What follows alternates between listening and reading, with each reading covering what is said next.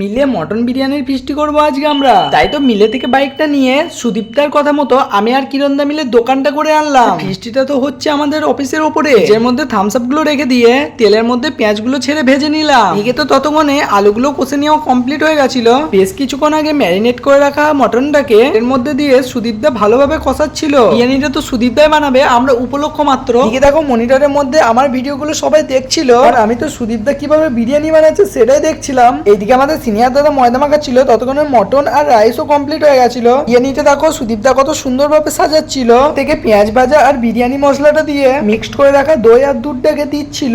তো রাইসের মধ্যে ফাইনালি মটনটা পড়ে গেল। ফার্স্ট এবার কত সুন্দর লাগছে দেখো। ফাইনালি এবার বিরিয়ানির মধ্যে ঘিটা দিয়ে 30 মিনিট মতো স্টিমে বসিয়ে দিলাম। ততক্ষণে এই ফাঁকিবাজ দাদাদেরকে দিয়ে সব স্যালাডটা কেটে নিলাম।